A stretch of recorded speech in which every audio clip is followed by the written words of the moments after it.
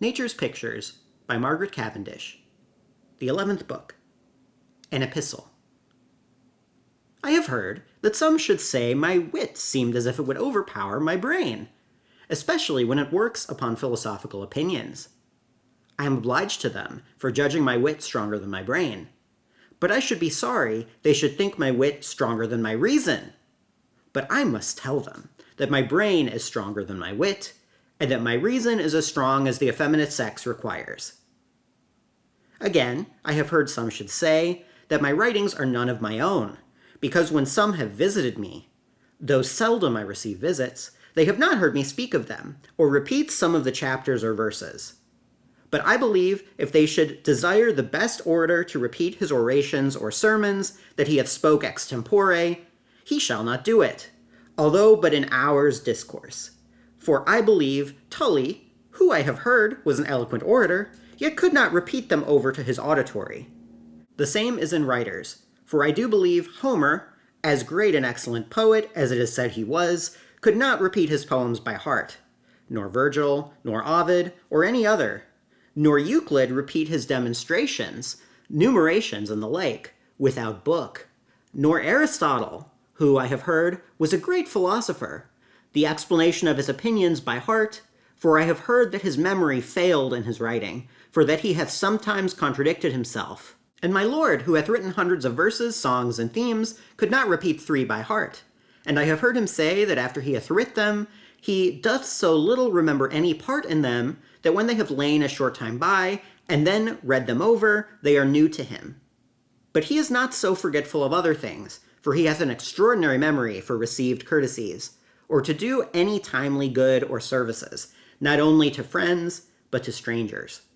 Also he hath an excellent memory concerning the general actions of and in the world, but certainly they that remember their own wit least have the most of it. For there is an old saying, and surely true, that the best wits have the worst memory. I mean wit memory, for great memories are like standing ponds that are made with rain, so that memory is nothing but the showers of other men's wits, and those brains are muddy, that have not running springs of their own, that issue out still fresh and new. Indeed, it's against nature, for natural wits to remember, for it is impossible the brain should retain and create, and we see in nature death makes way for life, for if there were no death, there would be no new life or lives. But say I were so witless I could repeat some of my works, I do think it would seem self-conceitedness to mention them. But since that report, I have spoken more of them than otherwise I should have done. Though truly I condemn myself, for it is an indiscretion, although I was forced to that indiscretion, and I repent it, both for the disfiguring of my works, by pulling out a piece here and a piece there, according as my memory could catch hold. Also, for troubling, or rather vexing, the hearers with such discourses they delight not in. Besides, it hath been a long and true observation that everyone had rather speak than listen to what another says, insomuch as for the most part all mankind run from company to company, not to learn, but to talk, and like bells, their tongues as the clappers keep a jangling noise all at once, without method or distinction.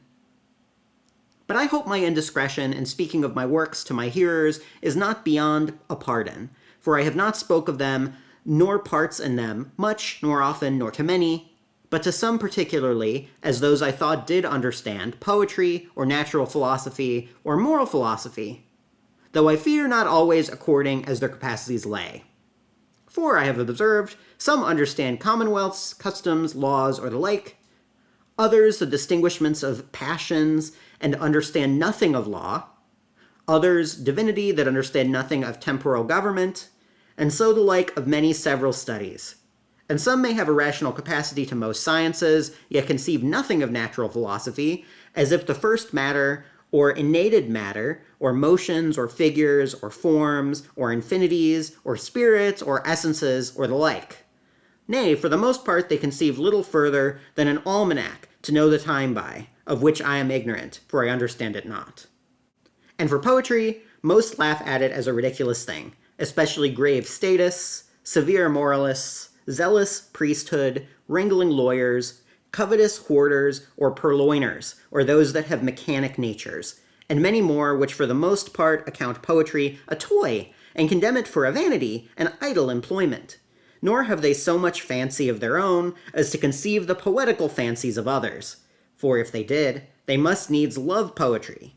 For poetry is so powerful, and hath such an attractive beauty, that those that can but view her perfectly could not but be enamored. Her charms do so force affection. But surely those that delight not in poetry or music have no divine souls nor harmonious thoughts. But by those weak observations I have made, I perceive that as most men have particular understandings, capacities, or ingenuities, and not a general, so in their discourses some can speak eloquently, and not learnedly, others learnedly, and not eloquently, some wittily, and neither learned nor eloquent, and some will speak neither learnedly, eloquently, wittily, or rationally. Likewise, some can speak well, but 'tis but for a time, some a longer, and some a shorter time, like several sized candles, are longer or shorter ere they come to a snuff. Where sometimes some objects or conceits, unexpected objections or questions, or the like, do prove as a small coal got into the tallow of their wit, which makes it blear out sooner than otherwise it would do. Also, some will speak wisely upon some subjects, and foolishly upon others. Likewise, some will speak well, as it were by chance. Others in one discourse speak mixedly, now rational, then nonsensely, at least weakly or obstructedly. But they are great masters of speech that speak clearly, as I may say, untangled, which can wind their words from off their tongue without a snarl or knot, and can keep even sense, like an even thread, or can work that thread of sense into a flourishing discourse. And they have a quick wit that can play with, or in any subject, which doubtless some can do of those things they never heard, saw, or thought on, but just when they speak of it. And some have great capacities, as may be perceived in their discourse. But yet their speech is like those that are lame, which limp and halt, although the ground whereon they go is even, smooth, and firm. But some have such large capacities, elevated fancies, illuminated souls, and volubility of speech, that they can conceive, create, enlighten, and deliver with that abundance, curiosity, facility, and pleasure, as their conversable company is a heaven, where all worldly delights reside. But to return to the ground of this epistle, I desire all my readers and acquaintance to believe, though my words run stumbling out of my mouth, and my pen draws roughly on my paper, yet my thoughts move regular in my brain. For the several tracks or paths that contemplation hath made on my brain, which paths or tracks are the several ways my thoughts move in, are much smoother than the tongue and my mouth, from whence words flow, or the paper on which my pen writes. For I have not spoke so much as I have writ, nor writ so much as I have thought. For I must tell my readers that nature, which is the best and curiousest worker, hath paved my brain smoother than custom hath oiled my tongue, or variety hath polished my senses, or art hath beaten the paper whereon I write.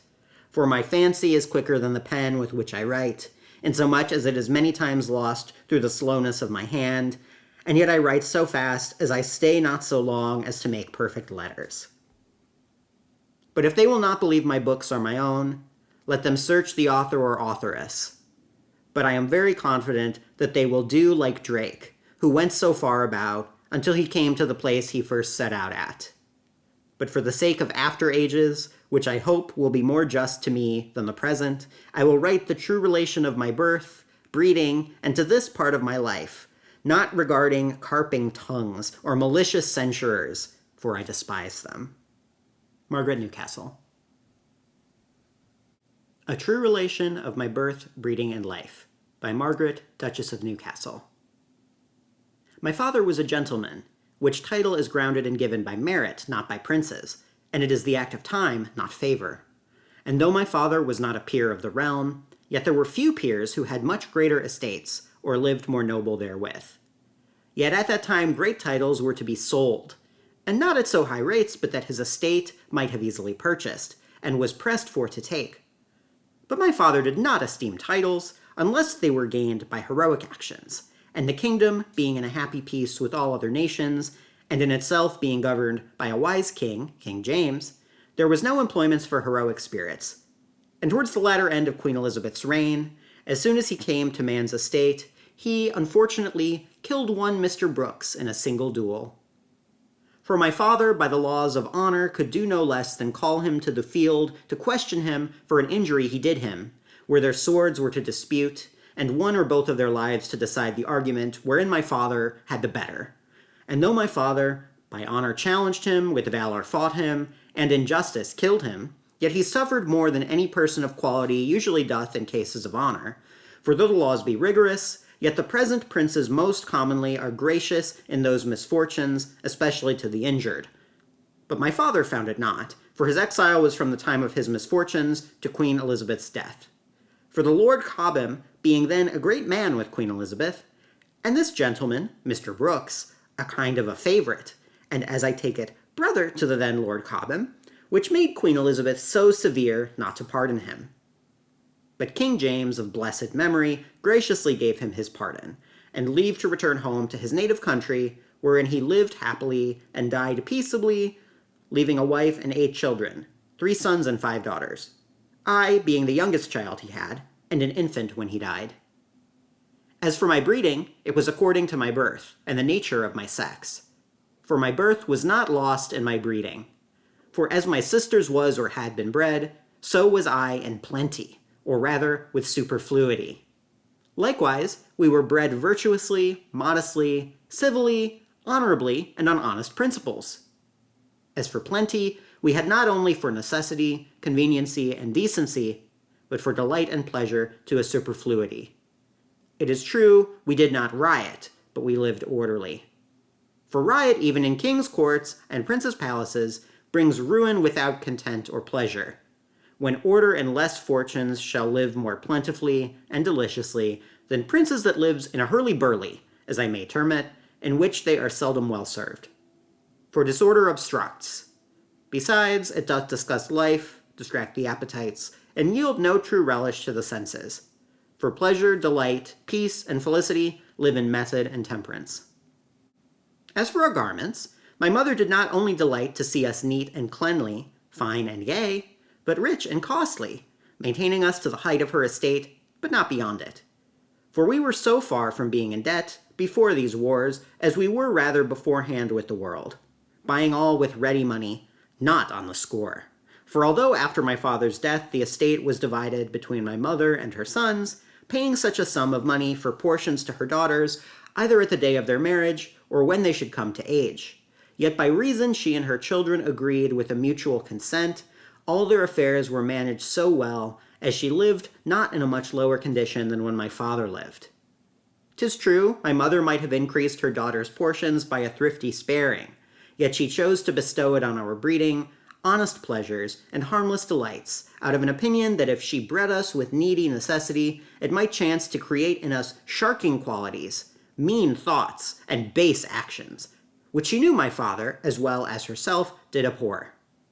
Likewise we were bred tenderly, for my mother naturally did strive to please and delight her children, not to cross or torment them, terrifying them with threats or lashing them with slavish whips. But instead of threats, reason was used to persuade us, and instead of lashes, the deformities of vice was discovered, and the graces and virtues were presented unto us. Also we were bred with respectful attendance, everyone being severally waited upon, and all her servants in general used the same respect to her children, even those that were very young, as they did to herself, for she suffered not her servants either to be rude before us or to domineer over us, which all vulgar servants are apt, and oft times which some have leave to do.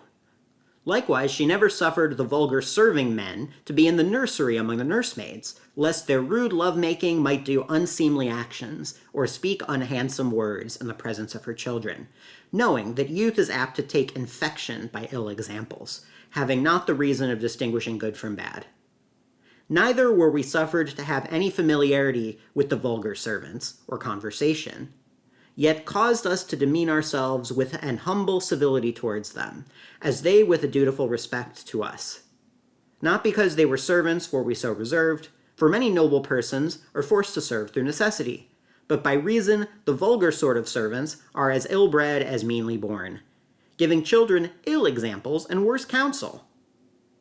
As for tutors, although we had for all sorts of virtues, as singing, dancing, playing on music, reading, writing, working, and the like, Yet we were not kept strictly thereto. They were rather for formality than benefit. For my mother cared not so much for our dancing and fiddling, singing and prating of several languages, as that we should be bred virtuously, modestly, civilly, honorably, and on honest principles. As for my brothers, of which I had 3, I know not how they were bred. First, they were bred when I was not capable to observe, or before I was born. Likewise, the breeding of men were after different manner of ways from those of women. But this I know, that they loved virtue, endeavored merit, practiced justice, and spoke truth. They were constantly loyal and truly valiant. 2 of my 3 brothers were excellent soldiers, and martial discipliners, being practiced therein. For though they might have lived upon their own estates very honorably, yet they rather chose to serve in the wars under the states of Holland, than to live idly at home in peace.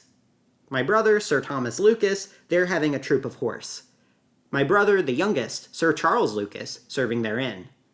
But he served the states not long, for after he had been at the siege and taking of some towns, he returned home again, and though he had the less experience, yet he was like to have proved the better soldier, if better could have been.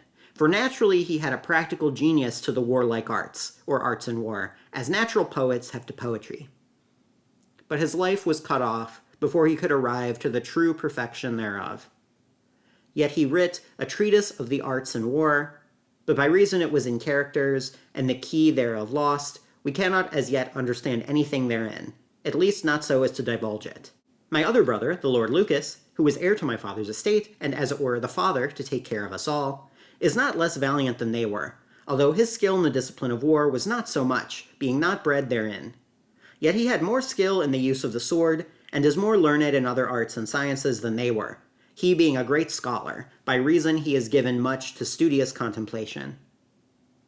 Their practice was, when they met together, to exercise themselves with fencing, wrestling, shooting, and such like exercises, for I observed they did seldom hawk or hunt, and very seldom or never dance, or play on music, saying it was too effeminate for masculine spirits.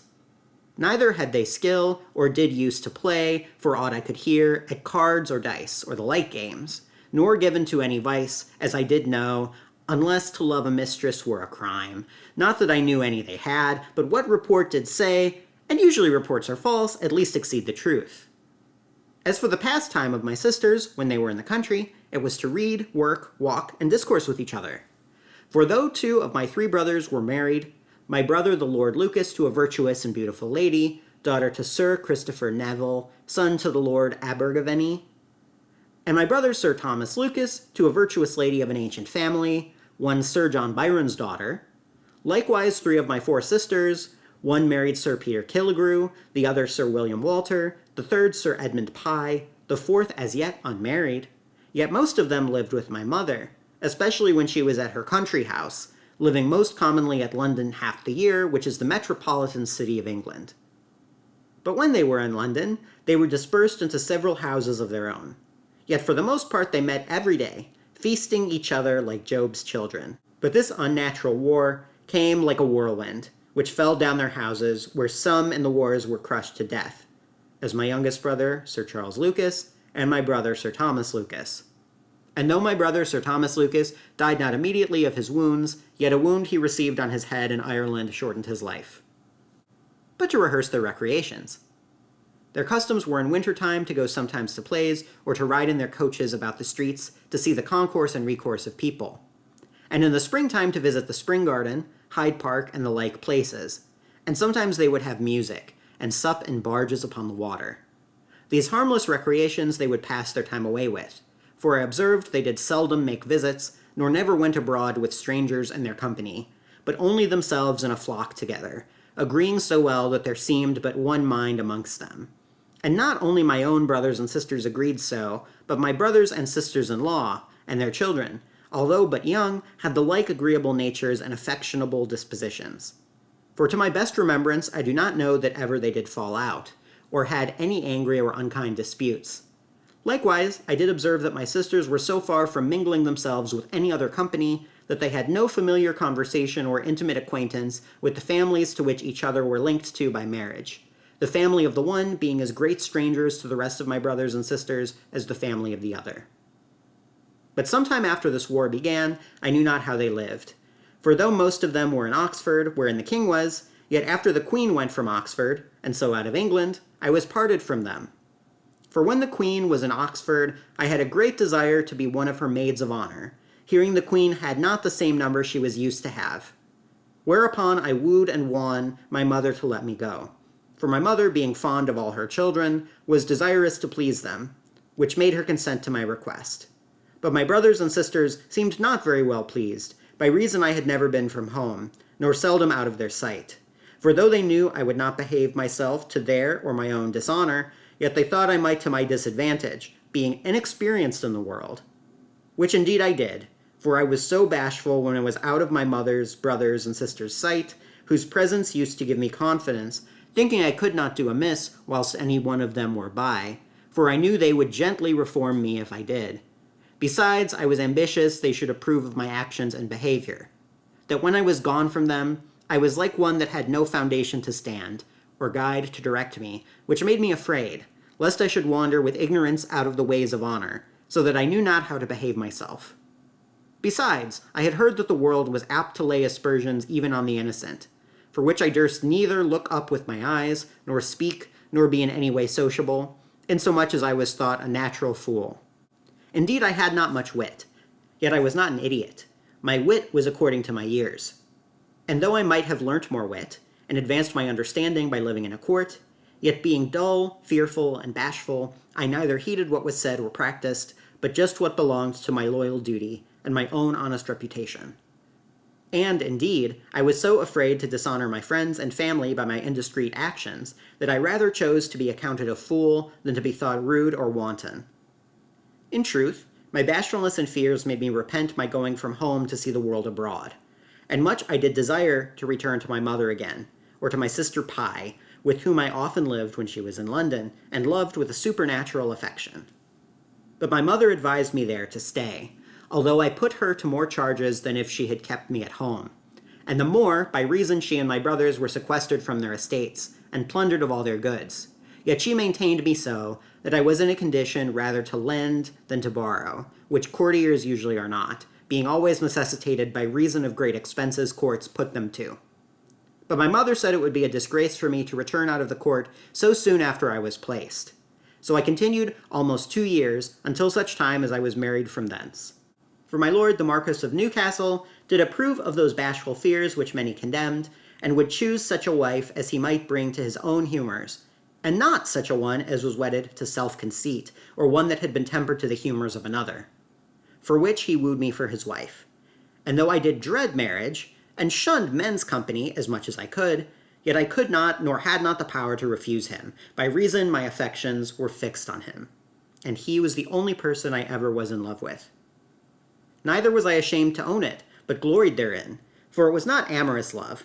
I never was infected therewith. It is a disease, or a passion, or both. I only know by relation, not by experience. Neither could title, wealth, power, or person entice me to love. But my love was honest and honorable, being placed upon merit, which affection joyed at the fame of his worth, pleased with delight in his wit, proud of the respects he used to me, and triumphing in the affections he professed for me, which affections he hath confirmed to me by a deed of time, sealed by constancy, and assigned by an unalterable decree of his promise, which makes me happy in despite of fortune's frowns. For though misfortunes may and do oft dissolve base, wild, loose, and ungrounded affections, yet she hath no power of those that are united either by merit, justice, gratitude, duty, fidelity, or the like. And though my lord hath lost his estate, and banished out of his country for his loyalty to his king and country, yet neither despised poverty nor pinching necessity could make him break the bonds of friendship, or weaken his loyal duty to his king or country. But not only the family I am linked to is ruined, but the family from which I sprung by these unhappy wars, which ruin my mother lived to see, and then died, having lived a widow many years, for she never forgot my father so as to marry again. Indeed, he remained so lively in her memory, and her grief was so lasting, as she never mentioned his name, though she spoke often of him. But love and grief caused tears to flow, and tender sighs to rise, mourning and sad complaints. She made her house her cloister, enclosing herself, as it were, therein, for she seldom went abroad unless to church. But these unhappy wars forced her out, by reason she and her children were loyal to the king, for which they plundered her and my brothers of all their goods, plate, jewels, money, corn, cattle, and the like, cut down their woods, pulled down their houses, and sequestered them from their lands and livings. But in such misfortunes, my mother was of an heroic spirit, and suffering patiently where there is no remedy, or to be industrious where she thought she could help. She was of a grave behavior, and had such a majestic grandeur as it were continually hung about her, that it would strike a kind of an awe to the beholders, and command respect from the rudest. I mean the rudest of civilized people. I mean not such barbarous people as plundered her and used her cruelly, for they would have pulled God out of heaven, had they had power, as they did royalty out of his throne. Also her beauty was beyond the ruin of time, for she had a well-favored loveliness in her face, a pleasing sweetness in her countenance, and a well-tempered complexion, as neither too red nor too pale, even to her dying hour, although in years. And by her dying, one might think death was enamored with her, for he embraced her in a sleep, and so gently, as if he were afraid to hurt her. Also she was an affectionate mother, breeding her children with a most industrious care and tender love. And having 8 children, 3 sons and 5 daughters, there was not any one crooked or in any ways deformed, neither were they dwarfish or of a giant-like stature, but every ways proportionable. Likewise, well-featured, clear complexions, brown hairs, but some lighter than others, sound teeth, sweet breaths, plain speeches, tunable voices. I mean not so much to sing as in speaking, as not stuttering, nor warling in the throat, or speaking through the nose, or hoarsely, unless they had a cold, or squeakingly, which impediments many have. Neither were their voices of too low a strain or too high, but their notes and words were tunable and timely. I hope this truth will not offend my readers. Unless they should think I am a partial register, I dare not commend my sisters as to say they were handsome, although many would say they were very handsome. But this I dare say, their beauty, if any they had, was not so lasting as my mother's, time making suddener ruin in their faces than in hers. Likewise, my mother was a good mistress to her servants, taking care of her servants and their sickness, not sparing any cost she was able to bestow for their recovery. Neither did she exact more from them in their health than what they with ease or rather like pastime could do. She would freely pardon a fault, and forget an injury, yet sometimes she would be angry, but never with her children. The sight of them would pacify her. Neither would she be angry with others but when she had cause, as negligent or knavish servants, that would lavishly or unnecessarily waste, or subtly and thievishly steal. And though she would often complain that her family was too great for her weak management, and often pressed my brother to take it upon him, yet I observed she took a pleasure, and some little pride, in the governing thereof. She was very skillful in leases, and setting of lands, and court-keeping, ordering of stewards, and the like affairs. Also, I observed that my mother nor brothers, before these wars, had never any lawsuits, but what an attorney dispatched in a term with small cost, but if they had, it was more than I knew of. But, as I said, my mother lived to see the ruin of her children, in which was her ruin, and then died. My brother, Sir Thomas Lucas, soon after, my brother, Sir Charles Lucas, after him, being shot to death for his loyal service, for he was most constantly loyal and courageously active. Indeed, he had a superfluity of courage. My eldest sister died some time before my mother, her death being, as I believe, hastened through grief of her only daughter, on which she doted, being very pretty, sweet-natured, and had an extraordinary wit for her age. She dying of a consumption, my sister, her mother, died some half a year after of the same disease. And though time is apt to waste remembrance as a consumptive body, or to wear it out like a garment into rags, or to molder it into dust, yet I find the natural affections I have for my friends are beyond the length, strength, and power of time. For I shall lament the loss so long as I live. Also the loss of my lord's noble brother, which died not long after I returned from England, he being then sick of an ague, whose favors and my thankfulness and gratitude shall never disjoin. For I will build his monument of truth, though I cannot of marble, and hang my tears and scutcheons on his tomb. He was nobly generous, wisely valiant, naturally civil, honestly kind, truly loving, virtuously temperate. His promise was like a fixed decree. His words were destiny. His life was holy. His disposition mild. His behavior courteous. His discourse pleasing. He had a ready wit and a spacious knowledge, a subtle judgment, a clear understanding, a rational insight. He was learned in all arts and sciences, but especially in the mathematics. in which study he spent most part of his time. And though his tongue preached not moral philosophy, yet his life taught it. Indeed, he was such a person that he might have been a pattern for all mankind to take. He loved my lord his brother with a doting affection, as my lord did him, for whose sake I suppose he was so nobly generous, carefully kind, and respectful to me. For I dare not challenge his favors as to myself, having not merits to deserve them. He was for a time the preserver of my life, for after I was married some 2 or 3 years, my lord traveled out of France, from the city of Paris, in which city he resided the time he was there. So went into Holland, to a town called Rotterdam, in which place he stayed some 6 months. From thence he returned to Brabant, unto the city of Antwerp, which city we passed through when we went into Holland. And in that city my lord settled himself and family, choosing it for the most pleasantest and quietest place to retire himself and ruined fortunes in. But after we had remained some time therein, we grew extremely necessitated, tradesmen being there not so rich as to trust my lord for so much, or so long, as those of France. Yet they were so civil, kind, and charitable as to trust him for as much as they were able. But at last necessity enforced me to return into England to seek for relief. For I, hearing my lord's estate, amongst the rest of many more estates, was to be sold, and that the wives of the owners should have an allowance therefrom, it gave me hopes I should receive a benefit thereby. So, being accompanied with my lord's only brother, Sir Charles Cavendish, who was commanded to return, to live therein, or to lose his estate, which estate he was forced to buy with a great composition before he could enjoy any part thereof, so over I went. But when I came there, I found their hearts as hard as my fortunes, and their natures as cruel as my miseries, for they sold all my lord's estate, which was a very great one, and gave me not any part thereof, or any allowance thereout, which few or no other was so hardly dealt withal. Indeed, I did not stand as a beggar at the Parliament door, for I never was at the Parliament House, nor stood I ever at the door, as I do know, or can remember, I am sure, not as a petitioner.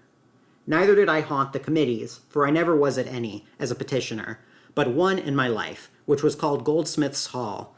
But I received neither gold nor silver from them, only an absolute refusal. I should have no share of my lord's estate. For my brother, the Lord Lucas, did claim in my behalf such a part of my lord's estate as wives had allowed them. But they told him that by reason I was married, since my lord was made a delinquent, I could have nothing, nor should have anything, he being the greatest traitor to the state, which was to be the most loyal subject to his king and country.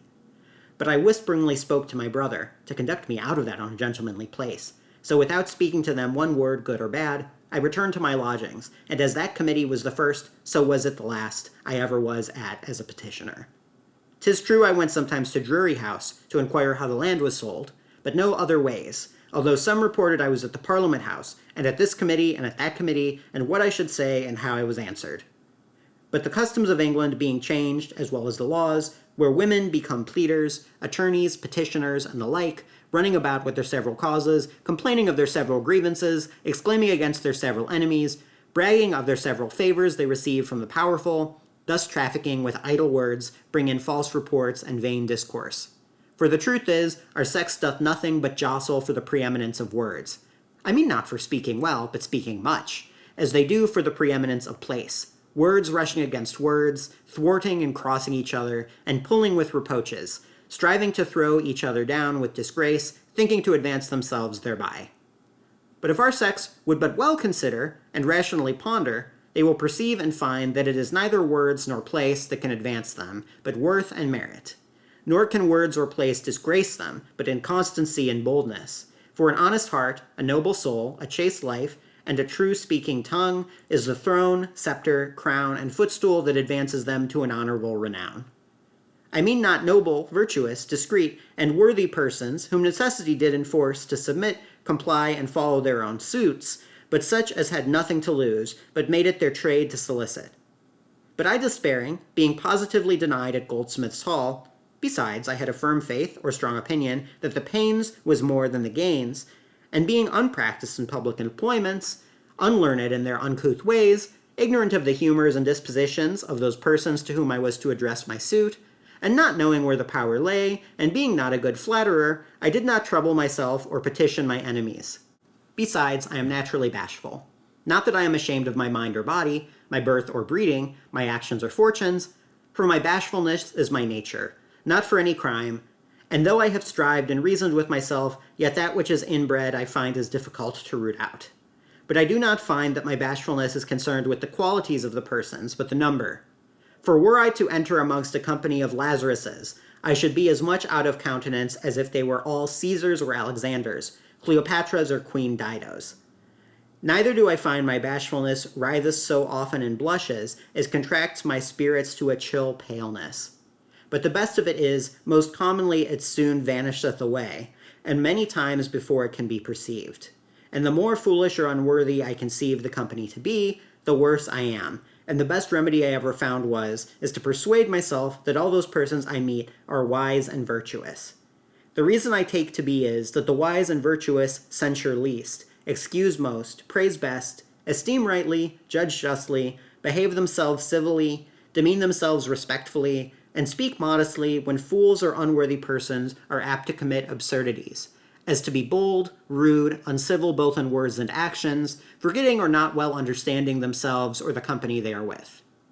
And though I never met such sorts of ill-bred creatures, yet naturally I have such an aversion to such kind of people, as I am afraid to meet them, as children are afraid of spirits, or those that are afraid to see or meet devils, which makes me think this natural defect in me, if it be a defect, is rather a fear than a bashfulness. For whatsoever it is, I find it troublesome, for it hath many times obstructed the passage of my speech, and perturbed my natural actions, forcing a constrainedness or unusual motions. However, since it is rather a fear of others than a bashful distrust of myself, I despair of a perfect cure, unless nature, as well as human governments, could be civilized and brought into a methodical order, ruling the words and actions with a supreme power of reason and the authority of discretion. But a rude nature is worse than a brute nature by so much more as man is better than beast. But those that are of civil natures and gentle dispositions are as much nearer to celestial creatures as those that are of rude or cruel are to devils. But in fine, after I had been in England 1.5 years, in which time I gave some 60 visits, and went with my lord's brother to hear music in one Mr. Law's his house 3 or 4 times, as also some 3 or 4 times to Hyde Park with my sisters to take the air. Else I never stirred out of my lodgings, unless to see my brothers and sisters, nor seldom did I dress myself, as taking no delight to adorn myself, since he I only desired to please was absent, although report did dress me in 100 several fashions. 'Tis true, when I did dress myself, I did endeavor to do it in my best becoming, both in respect to myself and those I went to visit, or chanced to meet. But after I had been in England 1.5 years, part of which time I writ a book of poems, and a little book called My Philosophical Fancies, to which I have writ a large edition, since I returned out of England, besides this book and one other.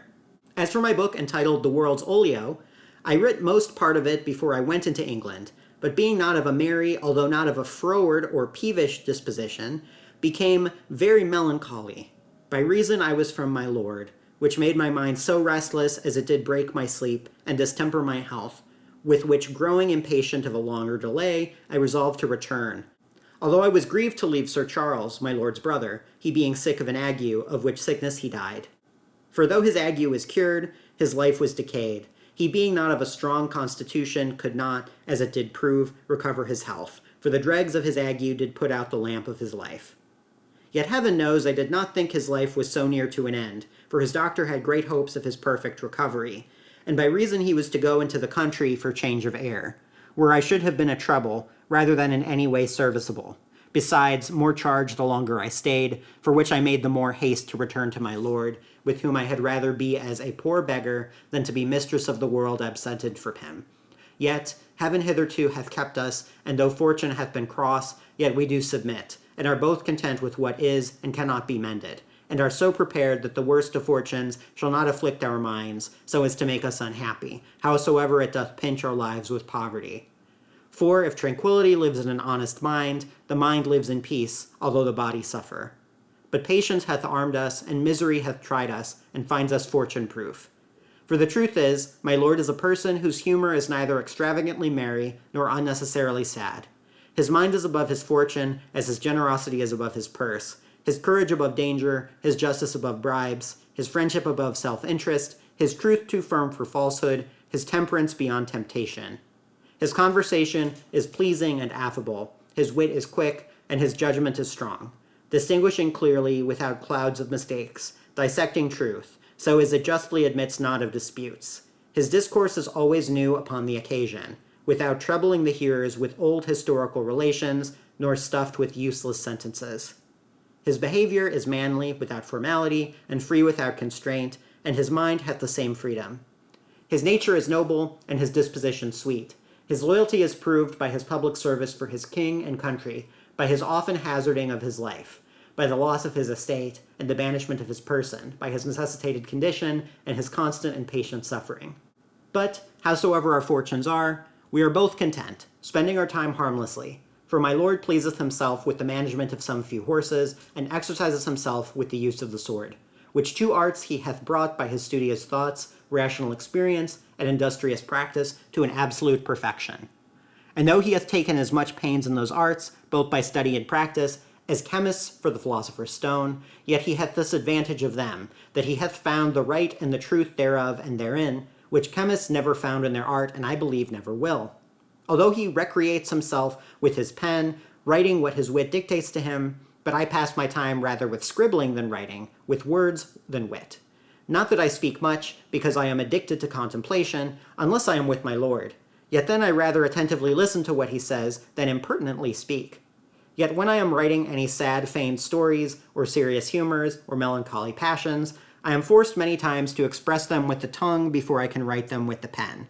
By reason those thoughts that are sad, serious, and melancholy are apt to contract and to draw too much back, which oppression doth as it were overpower or smother the conception in the brain. But when some of those thoughts are sent out in words, they give the rest more liberty to place themselves in a more methodical order, marching more regularly with my pen on the ground of white paper.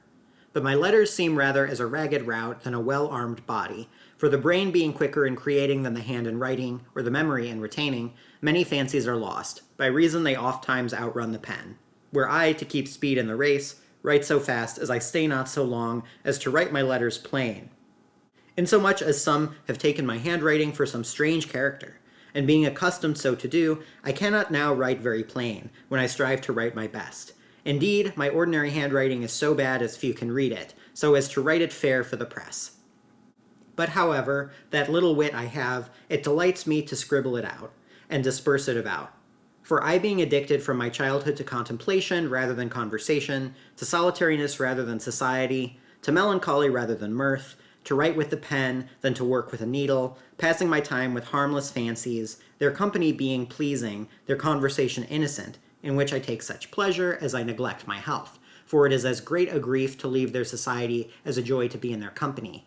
My only trouble is, lest my brain should grow barren, or that the root of my fancies should become insipid, withering into a dull stupidity for want of maturing subjects to write on.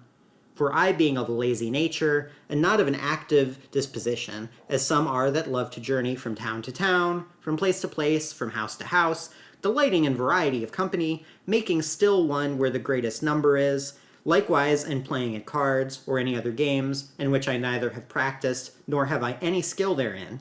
As for dancing, although it be a graceful art, and becometh unmarried persons well, yet for those that are married, it is too light an action, disagreeing with the gravity thereof. And for revelling, I am of too dull a nature to make one in a merry society. As for feasting, it would neither agree with my humor or constitution, for my diet is for the most part sparing. As a little boiled chicken or the like, my drink most commonly water. For though I have an indifferent good appetite, yet I do often fast, out of an opinion that if I should eat much and exercise little, which I do, only walking a slow pace in my chamber, whilst my thoughts run apace in my brain, so that the motions of my mind hinders the active exercises of my body, for should I dance or run, or walk apace, I should dance my thoughts out of measure, run my fancies out of breath, and tread out the feet of my numbers. But because I would not bury myself quite from the sight of the world, I go sometimes abroad, seldom to visit, but only in my coach about the town, or about some of the streets, which we call here a tour, where all the chief of the town go to see and to be seen, likewise all strangers of what quality soever, as all great princes or queens that make any short stay. For this town being a passage or thoroughfare to most parts, causeth many times persons of great quality to be here, though not as inhabitants, yet to lodge for some short time.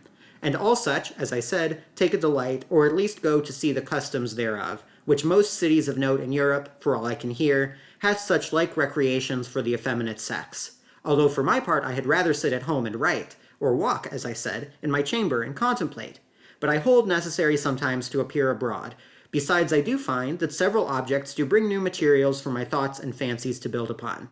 Yet I must say this in the behalf of my thoughts, that I never found them idle. For if the senses bring no work in, they will work of themselves, like silkworms that spins out of their own bowels. Neither can I say I think the time tedious, when I am alone, so I be near my Lord, and know he is well. But now I have declared to my readers my birth, breeding, and actions. To this part of my life, I mean the material parts, for should I write every particular, as my childish sports and the like, it would be ridiculous and tedious. But I have been honorably born and nobly matched. I have been bred to elevated thoughts, not to a dejected spirit.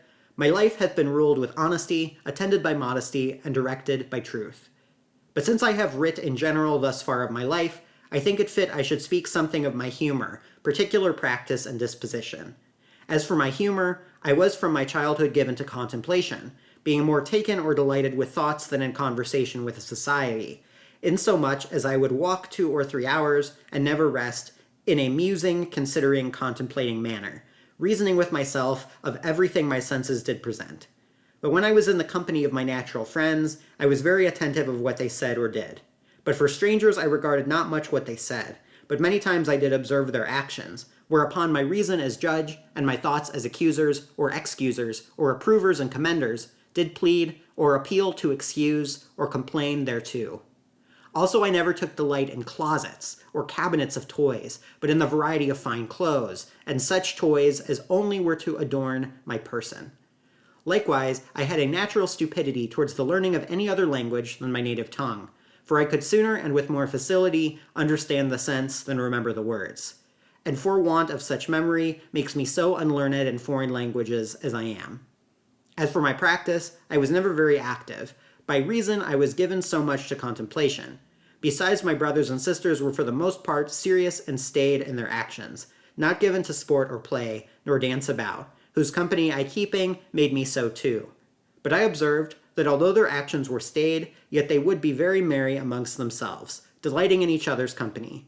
Also they would in their discourse express the general actions of the world, judging, condemning, approving, commending, as they thought good, and with those that were innocently harmless, they would make themselves merry therewith. As for my study of books, it was little, yet I chose rather to read than to employ my time in any other work, or practice, and when I read what I understood not, I would ask my brother, the Lord Lucas, he being learned, the sense or meaning thereof. But my serious study could not be much, by reason I took great delight in attiring, fine dressing, and fashions, especially such fashions as I did invent myself, not taking that pleasure in such fashions as was invented by others. Also I did dislike any should follow my fashions, for I always took delight in a singularity, even in accoutrement of habits. But whatsoever I was addicted to, either in fashion of clothes, contemplation of thoughts, actions of life, they were lawful, honest, honorable, and modest, of which I can avouch to the world with a great confidence, because it is a pure truth. As for my disposition, it is more inclining to be melancholy than merry, but not crabbed or peevishly melancholy, but soft, melting, solitary, and contemplating melancholy. And I am apt to weep rather than laugh, not that I do often either of them. Also I am tender-natured, for it troubles my conscience to kill a fly, and the groans of a dying beast strike my soul. Also where I place a particular affection, I love extraordinarily and constantly, yet not fondly, but soberly and observingly, not to hang about them as a trouble, but to wait upon them as a servant. But this affection will take no root but where I think or find merit, and have leave both from divine and moral laws. Yet I find this passion so troublesome, as it is the only torment to my life, for fear any evil misfortune or accident, or sickness, or death, should come unto them, insomuch as I am never freely at rest.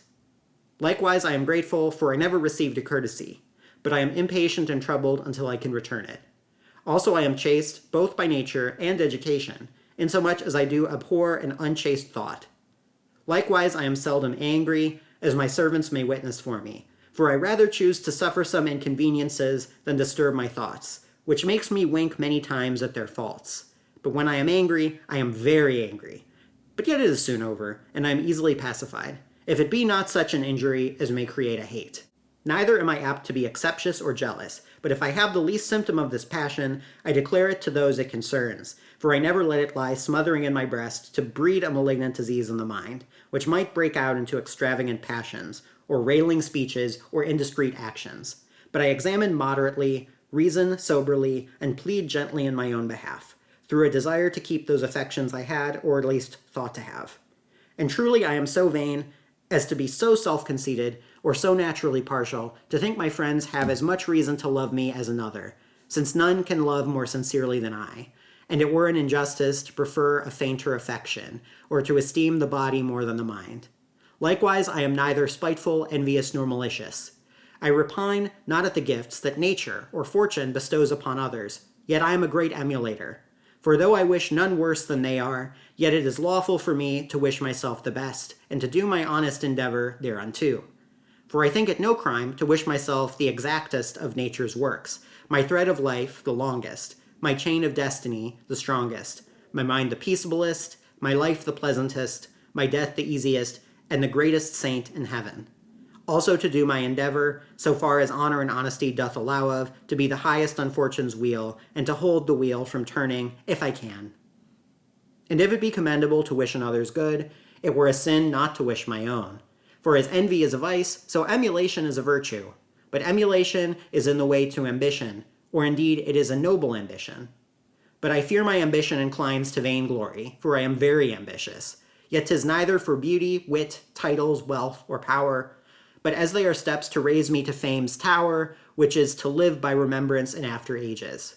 Likewise, I am that the vulgar calls proud, not out of self-conceit, or to slight or condemn any, but scorning to do a base or mean act, and disdaining rude or unworthy persons, insomuch that if I should find any that were rude or too bold, I should be apt to be so passionate as to affront them, if I can, unless discretion should get betwixt my passion and their boldness, which sometimes perchance it might, if discretion should crowd hard for place. For though I am naturally bashful, yet in such a cause my spirits would be all on fire. Otherwise I am so well bred as to be civil to all persons of all degrees or qualities. Likewise I am so proud, or rather just, to my lord, as to abate nothing of the quality of his wife. For if honor be the mark of merit, and his master's royal favor, who will favor none but those that have merit to deserve, it were a baseness for me to neglect the ceremony thereof. Also in some cases I am naturally a coward, and in other cases very valiant. As, for example, if any of my nearest friends were in danger, I should never consider my life in striving to help them, though I were sure to do them no good, and would willingly, nay cheerfully, resign my life for their sakes. Likewise I should not spare my life, if honor bids me die. But in a danger where my friends or my honor is not concerned, or engaged, but only my life to be unprofitably lost, I am the veriest coward in nature, as upon the sea, or any dangerous places, or of thieves, or fire, or the like. Nay, the shooting of a gun, although but a pot gun, will make me start, and stop my hearing. Much less have I courage to discharge one. Or if a sword should be held against me, although but in jest, I am afraid. Also as I am not covetous, so I am not prodigal, but of the two I am inclining to be prodigal. Yet I cannot say to a vain prodigality, because I imagine it is to a profitable end. For perceiving the world is given, or apt to honor the outside more than the inside, worshipping show more than substance, and I am so vain, if it be a vanity, as to endeavor to be worshipped rather than not to be regarded. Yet I shall never be so prodigal as to impoverish my friends or go beyond the limits or facility of our estate. And though I desire to appear to the best advantage whilst I live in the view of the public world, yet I could most willingly exclude myself, so as never to see the face of any creature but my Lord as long as I live, enclosing myself like an anchorite, wearing a frieze gown, tied with a cord about my waist. But I hope my readers will not think me vain for writing my life, since there have been many that have done the like, as Caesar, Ovid, and many more, both men and women, and I know no reason I may not do it as well as they. But I verily believe some censuring readers will scornfully say, "Why hath this lady writ her own life?" Since none cares to know whose daughter she was, or whose wife she is, or how she was bred, or what fortunes she had, or how she lived, or what humor or disposition she was of. I answer that it is true, that 'tis to no purpose to the readers, but it is to the authoress, because I write it for my own sake, not theirs. Neither did I intend this piece for to delight, but to divulge, not to please the fancy, but to tell the truth, lest after ages should mistake, and not knowing I was daughter to one Master Lucas of St. John's near Colchester in Essex, second wife to the Lord Marquis of Newcastle. For my lord, having had 2 wives, I might easily have been mistaken, especially if I should die and my lord marry again.